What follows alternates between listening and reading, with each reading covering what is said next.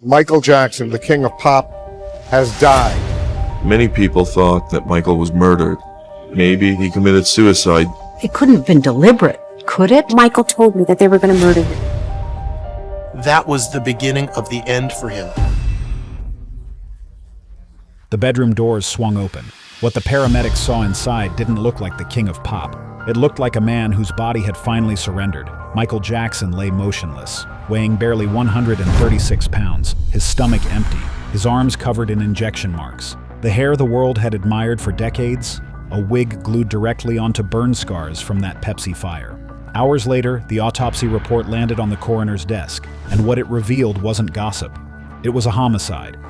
The greatest entertainer of all time hadn't just collapsed. He'd been dying slowly, and someone had delivered the final blow. What really happened in Michael Jackson's final 24 hours?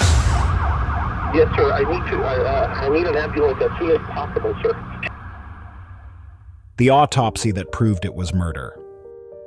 The coroner lifted the sheet and immediately stepped back. What he saw didn't match any celebrity autopsy he'd ever performed. This wasn't the body of a global icon preparing for 50 concerts. This was the body of a man who had been dying long before June 25th. He weighed 136 pounds at 5 feet 9 inches tall. His ribs protruded sharply, his hips jutted at unnatural angles, and his frame looked stripped of everything except bone and exhaustion. When the coroner opened his stomach, he found it almost empty. No food from the previous day, only partially dissolved medication and traces of liquid sedatives. The man who moonwalked across the world stage had gone into his last day with nothing to fuel him. Both arms told an even darker story. Fresh injection sites, mixed with older scars, created patterns across his forearms. Not the chaotic marks of drug abuse, but the precise placements of medical injections repeated over weeks, maybe months. Michael wasn't chasing highs. He was chasing sleep his body could no longer find. His scalp revealed what he'd hidden for 25 years. Under what appeared to be natural hair was a wig secured with medical adhesive, covering burn scars from the 1984 Pepsi commercial that never fully healed. The skin was damaged, tense, and permanently altered by an accident that marked the beginning of his dependence on painkillers. The autopsy also found vitiligo, the skin condition Michael had always claimed caused his pale appearance, along with markers consistent with lupus. Osteoarthritis affected his fingers and spine, causing stiffness and pain that would make even basic choreography agonizing. His lungs were severely scarred and inflamed, showing long-term respiratory damage that left him struggling to breathe during rehearsals. Several ribs were fractured, but not from any attack. They broke during CPR attempts because his frame was too fragile to withstand the force needed to revive him. One investigator summarized it privately. This wasn't a superstar's body. This was a man pushed past survival. Then came the toxicology report that changed everything. Michael's system contained lethal levels of Propofol, a surgical anesthetic never meant for home use, combined with benzodiazepines that amplified its deadly effects. Together, these drugs suppressed his breathing until his heart and brain shut down. The coroner's conclusion was unambiguous: acute propofol intoxication with benzodiazepines as a contributory factor. The manner of death: homicide. Someone had killed Michael Jackson, and investigators knew exactly who. Dr. Conrad Murray, his personal physician, had administered the fatal dose in a bedroom with no oxygen backup, no proper monitoring equipment, and no ability to reverse what was about to happen. But the autopsy revealed something investigators didn't expect. Michael had been dying slowly for far longer than one night. The final 24 hours marked the culmination of a much longer decline. If the autopsy showed how Michael's body failed, the 60 days before showed why no one stopped it. 60 days without sleep, the warnings, everyone ignored. Every dancer, every crew member, every person at the This Is It rehearsals said the same terrifying thing: Michael Jackson was not sleeping at all. Dr. Conrad Murray would later admit under oath that Michael had gone weeks without one single minute of natural sleep. His eyes could close, his body could lie down, but his brain never shut off. Insomnia had become a prison he couldn't escape. Backstage at the Staples Center, the contrast was disturbing.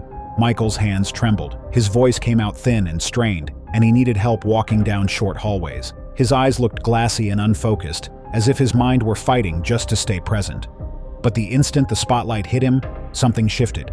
The shaking stopped, the voice strengthened, the movements sharpened. For a few brief moments, he became Michael Jackson again, a transformation as remarkable as it was unsustainable. The moment rehearsals ended, the illusion shattered. He would slump into a chair, drenched in sweat, breathing heavily, whispering the same desperate words: I need to sleep, or I won't make it to opening night. Then came the sentence that still haunts everyone who heard it. They're going to kill me. I feel it. He didn't say it once. He repeated it to family members. Some thought he meant the industry. Some thought he meant the pressure. No one knew for certain, but the fear in his voice was unmistakable. Behind the scenes, the medical reality was spiraling. Michael had been begging for sleep medications, and when pills stopped working, he pleaded for Propofol, the hospital anesthetic used only in operating rooms. The level of desperation required to ask someone to put you under just to rest for a few hours isn't normal, it's catastrophic. Meanwhile, the pressure kept mounting. Michael owed more than $400 million. Over 30 lawsuits were stacked against him. The 50-show residency at London's O2 Arena wasn't just a comeback, it was his only way out of financial ruin. When rehearsals faltered, tour director Kenny Ortega sent a desperate email to promoters describing Michael as weak, fatigued, trembling, rambling, and obsessing. Ortega wrote, "He had a terrible case of the chills. Everything in me says he should be psychologically evaluated. He's terribly frightened. It would shatter him, break his heart if we pulled the plug." AEG, the concert promoter, issued an ultimatum: shape up or lose the contract. For Michael, losing the contract meant losing his home, his children's stability, and any hope of financial recovery. He had no choice but to keep going, even though his body was screaming for him to stop. Every night he walked onto that stage, he looked one day closer to collapse. And he knew it. He said it. He predicted it. Then came June 24th, the night that sealed his fate, the final performance that killed him. On the night before he died, Michael Jackson gave the most electrifying rehearsal of his final decade, and that performance is exactly what pushed his body past the point of no return. At 8:30 p.m. on June 24th inside the Staples Center, he stepped onto the stage with a steadiness that shocked everyone who had watched him deteriorate for weeks. When the music for They Don't Care About Us began, he launched into full choreography with precision that seemed impossible. Every spin, every step, every movement landed exactly where it should. Dancers who had grown accustomed to guiding him through basic transitions suddenly found themselves struggling to keep up. Crew members whispered that it felt like a resurrection, like the Michael Jackson they hadn't seen in years had suddenly returned. But cameras didn't capture everything. Those in the wings noticed him leaning on railings between cues, pausing longer than usual before taking positions, pressing his palm against his ribs as if trying to contain sharp pain. These weren't the movements of a healthy performer, they were the compromises of a body running on fumes. He rehearsed until 11:45 p.m., pushing through complex vocals and footwork that would exhaust performers half his age. As he walked off stage for the final time, he turned to one of the dancers and offered a faint smile. His last public words were soft, determined, almost pleading. "We must be perfect tomorrow." The transformation reversed the instant he left the stage. His shoulders slumped, his walk became unsteady, his expression emptied. He reached home at 12:15 a.m., visibly exhausted, and spoke only one sentence to the staff member who greeted him: "I have to sleep. I have to be ready." What no one fully understood was how he had managed that performance at all. Investigators would later discover he had recently taken ephedrine, a powerful stimulant, to stay energized while simultaneously withdrawing from Demerol, a drug similar to heroin that he'd been receiving through injections from his dermatologist for weeks. The combination created temporary artificial energy, followed by devastating collapse. His adrenaline was dangerously elevated from the rehearsal, and when the rush faded, the insomnia hit with double force. Michael knew his body couldn't handle another day without rest. After weeks of sleepless nights, June 24th became the tipping point, the moment exhaustion crossed into crisis. What happened between 1:30 a.m. and dawn would become the most scrutinized timeline in music history. Between 1:30 a.m. and 5 a.m., Conrad Murray gave Michael enough sedatives to knock out 3 healthy adults, but his eyes remained wide open. The night sedatives stopped working. At 1:30 a.m. on June 25th, Michael told Dr. Conrad Murray he still couldn't sleep. The rehearsal had spiked his adrenaline to dangerous levels, and when the rush faded, the insomnia returned with crushing force. Michael paced the room, restless and terrified, whispering, "If I don't sleep, I won't make it through tomorrow." Murray later claimed he tried calming techniques, breathing exercises, and even warm milk, but nothing worked. At 2 a.m., Murray administered 2 milligrams of lorazepam, a sedative strong enough to calm severe anxiety and induce deep rest in most patients. But Michael remained awake. This was after he had given him 10 milligrams of diazepam 30 minutes earlier. His eyes stayed open, his breathing stayed fast, and his hands moved restlessly across the bed sheets. By 3 a.m., Michael was more distressed. Murray gave him 2 milligrams of midazolam, another powerful sedative, typically used for surgical-level sedation. Again, no sleep. Medical experts would later testify that the combined dosage Michael received between 1:30 and 3 a.m. was enough to sedate a healthy adult into complete unconsciousness. But Michael didn't react normally. His body had been pushed beyond its limits by weeks of insomnia, relentless stress, and layers of medications fighting each other inside his system. By 4 a.m., exhaustion had turned into full panic. He sat up in bed, shaking, describing a fog where he felt both awake and disconnected, the kind of mental breakdown that happens when the body stays conscious far longer than it was designed to endure. Murray later testified that Michael begged him for Propofol, the surgical anesthetic he'd used on previous nights to achieve temporary rest. Nurses and medical professionals who reviewed the case called this a massive red flag. Propofol isn't a sleep aid. It's a hospital-grade anesthetic meant for operating rooms with full monitoring equipment, oxygen backup, and trained teams standing by. Administering it at home was reckless at best, deadly at worst. But Michael wasn't thinking about risk. He was thinking about surviving the next day. The pressure of 50 shows, the financial disaster waiting if he failed, the cameras, the world expecting perfection, it all compressed into a single desperate need: sleep. At 5 a.m., after hours of failed attempts, Michael reportedly said the words Murray would later repeat in court: "Just make me sleep. I need to sleep." By then, the sun was rising over Los Angeles, and the night had turned into something far more dangerous than insomnia. It had turned into surrender. There's a gap in the timeline between 5:30 a.m. and 10:40 a.m. that investigators still call the missing hours. But what is certain is that Michael never fell into real sleep. He drifted in and out, but his mind never shut off. Then Conrad Murray made the decision that would end everything. 10:40 a.m., the fatal dose. Just after 10:30 in the morning, Conrad Murray made a choice that would end the king of pop's life within minutes. Michael was still awake, despite hours of sedatives, and Murray decided to administer Propofol, the one drug Michael believed could finally give him rest. Murray later testified he gave only 25 milligrams, insisting it was a small amount meant to provide 15 minutes of sleep. But anesthesiologists who reviewed the case were unanimous. Even a small dose of Propofol requires full hospital monitoring, continuous oxygen backup, and a controlled environment with emergency safeguards. Michael's bedroom had none of that. There was no oxygen tank, no emergency resuscitation equipment. The pulse monitor sat on the nightstand but wasn't properly attached. The fourth line hung from a makeshift stand, not proper medical equipment. Everything about the setup screamed danger, yet Murray proceeded anyway. At 10:40 a.m., Murray administered the Propofol. Within moments, Michael's breathing slowed. His body relaxed for the first time in days, maybe weeks. For a brief moment, he looked peaceful. But Propofol doesn't just induce rest, it suppresses the body's natural reflexes, slows vital functions, and shuts down the respiratory system if not carefully monitored. In a hospital, teams of professionals watch every breath. In that bedroom, no such protections existed. By 10:50 a.m., Murray noticed Michael had become too quiet. He called his name. No response. He checked for a pulse. Nothing. At that moment, every second mattered. Brain damage from oxygen deprivation begins within minutes. Survival depends on immediate emergency response. But the toxicology report later revealed something Murray never admitted. The amount of Propofol in Michael's system was far higher than 25 milligrams would produce. Prosecutors would argue Murray had been administering Propofol continuously through an IV drip, a setup that kept Michael sedated for hours, but required constant monitoring that Murray wasn't providing. The most damning detail came next.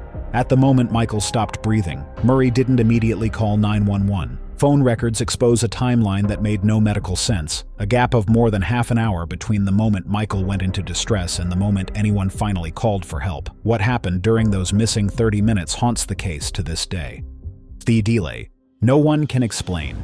Between the moment Michael stopped breathing and the moment anyone called for help, there was a gap. 30 minutes that investigators still cannot explain. That void remains one of the most disturbing parts of the entire case. A window filled with conflicting accounts, suspicious behavior, and actions that didn't resemble a medical emergency at all. Murray claimed he noticed Michael in distress around 10:50 a.m., but phone records painted a very different picture. Instead of immediately calling 911, Murray's phone activity surged. Records showed he made 3 personal calls in the critical period after Michael stopped responding. One call lasted 11 minutes, another lasted 3 minutes, a third connected just before noon. Not one of them was a call to emergency services. For medical professionals reviewing the case, this was inexplicable. When a patient goes into cardiac arrest, every second counts. The standard protocol is simple. Call 911 immediately, begin CPR, and do everything possible to restore breathing. Murray did none of these things in the correct order. Security staff who entered the bedroom later testified that Murray wasn't on the phone with paramedics when they arrived. He was moving around the room, which they described as organizing and clearing space. Police investigators wrote a different phrase in their notes: possible cleanup.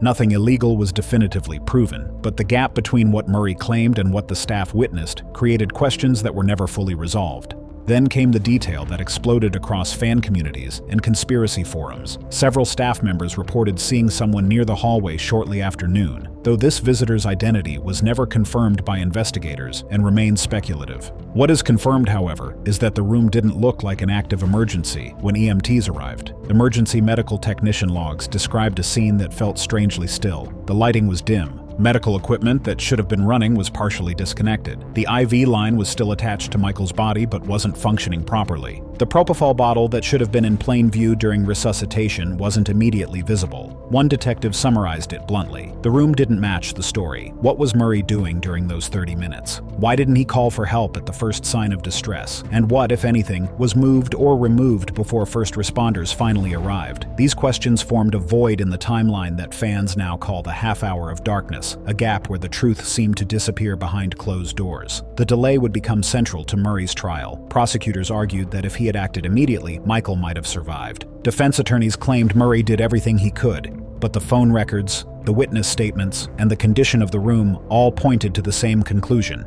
Precious minutes were lost while Michael's brain was starving for oxygen. At 12:21 p.m., the most disturbing phone call in music history was finally made, but it wasn't Conrad Murray on the line. The 911 call and the homicide ruling. When help was finally called, it wasn't the doctor on the phone, it was a security guard, Alberto Alvarez, who had been summoned upstairs, and what he said revealed just how wrong everything had gone. At 12:21 p.m., the guard's trembling voice broke through the line. He struggled to stay composed as he told the dispatcher, "He's not breathing." The dispatcher immediately asked if CPR had begun. The guard said yes, but paramedics would later testify that the technique being used was dangerously ineffective. Michael had been placed on a soft bed, a surface that cannot provide the resistance needed for proper chest compressions. According to medical experts, effective CPR requires a firm surface, and it should have started much sooner. The delay alone had already narrowed Michael's chances of survival to nearly zero. When paramedics burst into the room, they encountered a scene that several later described as strangely still. Michael lay motionless on the floor. His skin was cool. There was no pupil reaction, no sign of responsiveness. In private testimony, one EMT, Richard Seneff, admitted it didn't look like a fresh emergency. The phrasing was careful, but the implication was clear. The timeline didn't add up. Despite their best efforts, paramedics knew the outcome before they reached the hospital. Michael was transported to UCLA Medical Center, where he was officially pronounced dead at 2:26 p.m. But the manner of death carried the weight that changed everything. Homicide. The coroner ruled that Michael Jackson's death was not an accident, not a suicide, not an unfortunate medical complication. It was a homicide caused by the actions of another person. That person was Dr. Conrad Murray, who had administered a lethal dose of Propofol in an unsafe environment without proper equipment or training, then failed to call for help when Michael stopped breathing. The ruling sent shockwaves through the media. Fans cried because their icon had been taken from them. Investigators moved forward with criminal charges, and Conrad Murray, the man Michael had trusted to keep him safe, became the prime suspect in what would become one of the most high-profile trials in entertainment history. But the autopsy revealed something else prosecutors hadn't expected. Michael hadn't just died that morning. He'd been dying slowly for years, and no one around him had done enough to stop it. The question that would dominate the trial wasn't just whether Murray killed Michael Jackson, it was whether Michael could have been saved at all. Could anyone have saved him? Doctors, investigators, and fans have spent 15 years asking the same agonizing question. Could Michael Jackson have lived? The answer, according to medical experts, is yes, but only under very different circumstances. If Michael had been able to sleep naturally, even just 4 to 6 hours per night, his brain, heart, and nervous system might have had enough resilience to survive the pressure he was under. One investigator described his condition as a sleep drought nobody could withstand. Severe insomnia doesn't just make you tired. It systematically dismantles every system in the body, weakening the heart, destabilizing mood, eroding cognitive function, and leaving the immune system vulnerable. Michael had gone weeks without real sleep. By the time Propofol entered the equation, his body was already in a state of collapse. Then there's the schedule itself. 8-hour rehearsals, full choreographic run-throughs, daily production meetings, costume fittings, travel logistics, a 50-show residency with no room for error. For a healthy 25-year-old, that intensity would be punishing. For a 50-year-old man with osteoarthritis, lupus, damaged lungs, and weeks of insomnia, it was catastrophic. Multiple crew members later admitted they didn't believe Michael could physically survive the tour, but no one with the power to stop it stepped in. The third critical failure was medical. Propofol should never have been administered outside a hospital. The drug requires continuous monitoring by trained anesthesiologists, oxygen backup systems, and emergency equipment within arm's reach. Conrad Murray had none of this. He was administering a hospital-grade anesthetic in a private bedroom, with a closet pole for an IV stand and no way to respond if something went wrong. The setup wasn't just risky, it was indefensible. Prosecutors at Murray's trial argued that Michael's death was entirely preventable. If Murray had called 911 immediately when Michael stopped breathing, there might have been a chance. If he had refused to administer Propofol at home, Michael would have survived that night. If AEG, the concert promoter, had postponed the tour when Kenny Ortega raised alarms about Michael's condition, the pressure might have eased enough for him to recover. But none of that happened. Murray was being paid $150,000 per month to keep Michael functional, not to protect his health. The system around Michael had become dependent on his ability to perform, and no one was willing to acknowledge that his body was breaking down. The tragedy wasn't a single bad decision. It was years of accumulated pressure, exhaustion, and isolation, building toward a breaking point no one recognized until it was too late. In November 2011, a jury convicted Conrad Murray of involuntary manslaughter. He was sentenced to 4 years in prison, but served only 2 due to overcrowding. For many, the sentence felt insufficient for a death that could have been prevented. But the question that still haunts us isn't just about Murray. It's about everyone who saw Michael deteriorating and did nothing to stop it. 15 years after his death, Michael Jackson's autopsy doesn't just tell us how he died. It tells us how much of him had already vanished while the world watched. The man who captivated generations, who built a 40-year career as the most successful entertainer of all time, was quietly unraveling behind the curtain, and the people around him, his doctor, his promoters, his team, chose profit and performance over protecting a life that was slipping away. But the real question remains unanswered. Was Michael Jackson killed by his doctor, or by an industry that needed him to perform no matter the cost? What do you think really happened? Was this a preventable tragedy or an inevitable collapse? Drop your thoughts in the comments section and hit subscribe so you don't miss the stories the industry still tries to bury. Thanks for watching. See you in the next one.